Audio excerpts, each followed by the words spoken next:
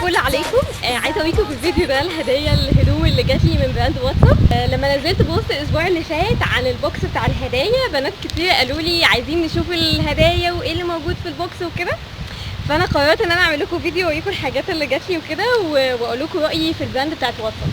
هندخل الشاليه دلوقتي واوريكم الحاجات. يلا بينا.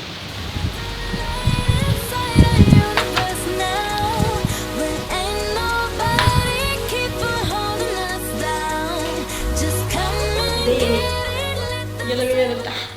في الاول عايزه اكلمكم عن واتساب شويه. هو ابتدى ازاي اصلا معايا؟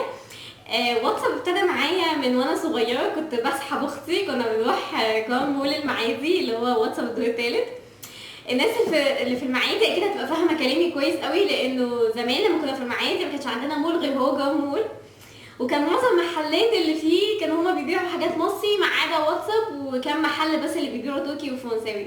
فكان بالنسبه لنا واتساب ده يعني الملجأ الوحيد بتاعنا ان احنا نشتري من عنده هدوم وكده. انا فضلت فتره كبيره في حياتي اشتري من هناك على فكره، لغايه في الفتره الاخيره لما ابتدت بقى H&M وبرشكا وبولمبي يبتدوا ينتشروا وابتدينا نشتري منهم كتير وكده، عشان دايما على طول في طريقنا وكده. بس واتساب من البراندات اللي برضه فضلت اشتري منها، لان انا هقول لكم انا وجهه نظري في الموضوع ده ايه. انا دايما وجهه نظري في الهدوم انه الشراء او الشوبينج ده عامل زي الهانتنج، عامل زي الصيد. انتي بتصطادي حاجه حلوه. المحلات عامه عشان تشتري لازم تقعدي تدوري في وسط الهدوم، هتلاقي موديل او موديلين مش منتشرين وشكلهم حلو، وتلاقي مثلا شفتيهم قبل كده مثلا على النت او كده ومشهورين. فهي فكره الشراء بالنسبه لي كده. يعني انا اوقات كتير مثلا اروح الواتساب، اولا انا بحب الجنسات بتاعتهم جدا، واول لما موديل ينزل مثلا ساي بوي فريند، اول ما نزل كان هم اول ناس جابوه، فانا بحب الجنسات بتاعتهم جدا. بالنسبه للحاجات اللي فوق هي دي بقى اللي بقول لكم عليها. الحاجات اللي فوق انا مثلا بروح لهم مره كل شهر مثلا، والله بجد بلاقي مثلا ممكن ادور الاقي في وسط الموديلات موديل كده ان فيه اخوه في برشكا ب 350 وهم بيبيعوه ب 200 جنيه مثلا. فانا يعني حاجات كتير قوي اشتريتها من عند واتساب لما بلبسها ناس كتير تقول لي ايه انت جايباه منين؟ اكيد انت جايباه مثلا من برشكا مثلا، او انت اكيد جايباه من براند بره مصر. فانا عايزه اوريكم الحاجات اللي جات لي من واتساب عشان ابقى اونست معاكم، وانا نقيت الحاجات الاول قبل ما تجيلي. اول حاجه الكاش مايو ده. هو في ناس بتلبسه بلوزه وفي ناس بتلبسه كاش مايو، بس هو مشهور اكتر على الانستجرام بان هو كاش مايو. انا اصلا يعني ده لما شفت عندهم ما صدقتش، لان انا واثقه ان الكاش مايو ده بيتباع على انستجرام ب 500 جنيه، فاللي هو انتوا بتهرجوا. انا اصلا بصيت على الليبل لقيته ب 180 جنيه، فاللي هو لا انا خلاص عايزاه يعني.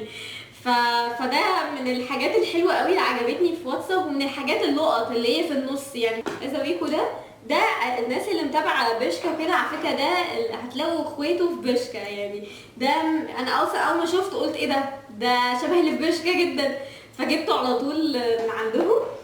فهي دي الحاجتين اللي جولي وانا بجد يعني انا عايزه اشكر واتساب جدا. يعني بصوا يا جماعه، بعيدا عن ان هم براند جامده جدا، على فكره انا اعرف الاونر واعرف عيلته، وهم ناس كويسين جدا وولاد ناس قوي. فلك ان تتخيلي خدمه العملاء بتاعتهم ناس محترمه قوي يعني قوي. فبجد ميرسي جدا على الهديه دي.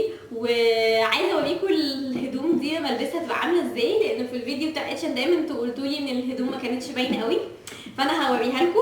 بس اخر نصيحه عايزه انصحها لك، انه لما تنزلي تشتري هدوم بلاش تشتري حاجه انت شايفه نفسك فيها اوكي كويسه شكلك كويس، لا دايما هاتي الحاجه اللي شكلك فيها واو. ودايما اسوأ القرارات اللي بناخدها في الهدوم لما تنزلي تشتري عشان انت مزنوقه عندك حاجه. دايما لما تبقي مزنوقه عندك مثلا مناسبه او عندك عزومه او اي حاجه، بتنزلي تشتري دايما حاجات انت مش مقتنعه بيها، بس انت لازم تشتري عشان انت خلاص مزنوقه في الوقت. فبلاش يعني نخلي نفسنا للاخر. ودايما طول ما انت ماشيه حطي في دماغك كونسبت الهانتنج، الصيد. يعني انت بتخشي المحلات مش لازم تبقي المحلات اللي انت دايما متعوده تشتري منها، لا جربي روحي محلات تانية او كده. دايما هتلاقي في وسط الهدوم دي دايما بتلاقي موديل او موديلين لقط في النص يعني.